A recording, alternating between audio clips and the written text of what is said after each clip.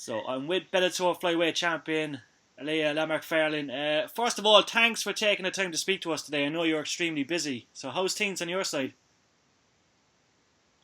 It's good. Sorry. Yeah, we were trying to get this interview going a little bit earlier, but I was upside down on the table at my chiropractor's office, and then I was driving back down to the gym to make it in time for MMA, and then so I finally just got to the gym. But yeah, but I totally love speaking. Doing interviews with everyone. It's like this isn't a problem at all. So everything's good. It's just busy, but it's good. That's good. We have to speak about upcoming fights. There's a lot of potential people that want to fight you. Anything you can tell us? Any hints?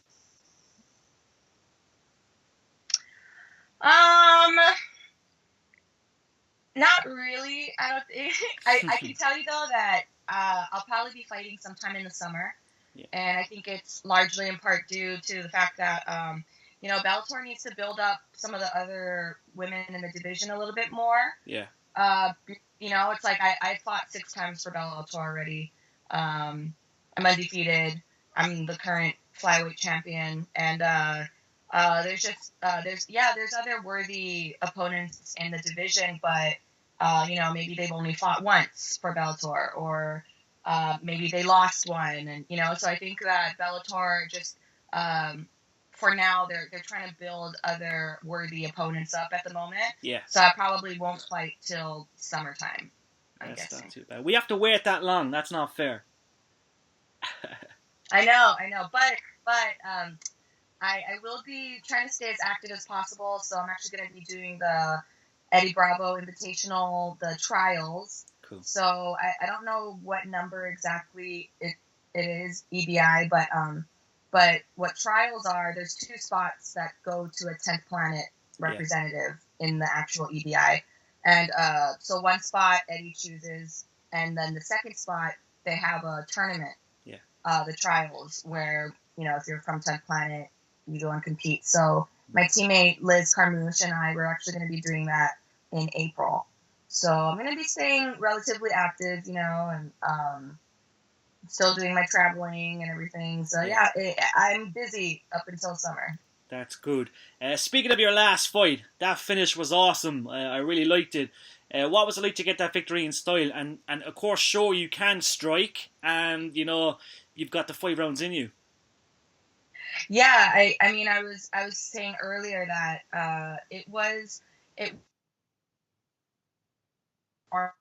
fights, but it was the fight that I needed personally, because it was my first time in a championship fight with 5-minute rounds, and it was a mental thing too, that like I wasn't sure if I could go all 5 rounds. Yeah. And so just the fact that I was able to last 5 rounds and get the finish in the final round was, I think it was amazing. And it was also kind of scary for my opponents, and on top of that, most of the fight, I was able to display my striking, which a lot of people didn't think I had. So I think, if anything, that fight kind of, put my future opponents on notice that, like, I'm not just a grappling submission specialist. I have hands, and I can go all 5 rounds, and I will still finish you.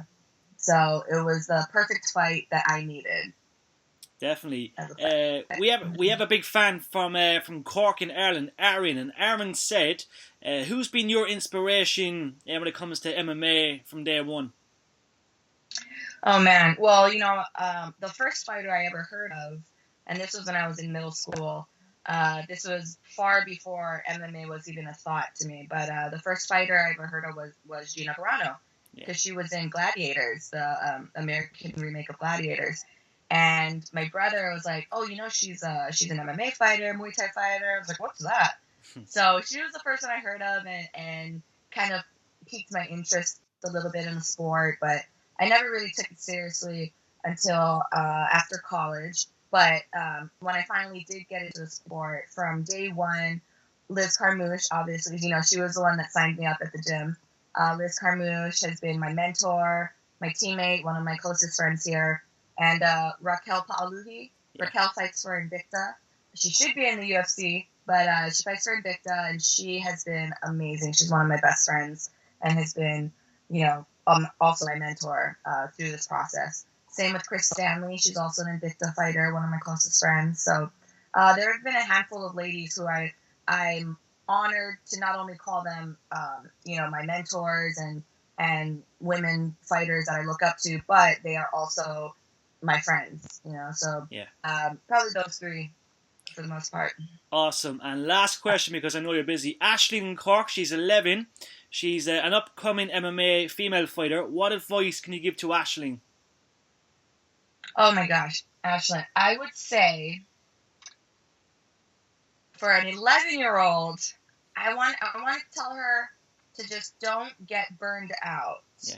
Have fun. Make sure she's having fun doing this, If the day ever were to come where you're not having fun anymore, then don't feel pressured to do it. Yeah. Or take a little break, It's like being 11 years old is is very young to start martial arts. But you see that happen a lot where, they start at a young age, and then once they get to maybe like 18 or something, then they're like, we might want to take a break, which is fine, because that's actually what I did. Yeah. I was a wrestler since 3rd grade, and after high school, I took a break. I did the whole college thing. After I finished college, then that's when I was like, okay, I want to get back into it, and which is totally fine. Everybody's journeys are different, but I say just have fun doing it. If it's what you love to do, just make sure you're having fun. Definitely. Thank you, Ilima. It's an absolute honour. And make sure you get to Ireland. I want to see you in Ireland soon, maybe for a Bellator fight sometime. I agree. I would love to fight overseas, especially somewhere in Europe, especially in Ireland. That would be dope. I like it. Listen, have a good training camp. I know you're training hard. You're always active, and we'll see you soon. Thank you very much. Thank you so much, Jerry.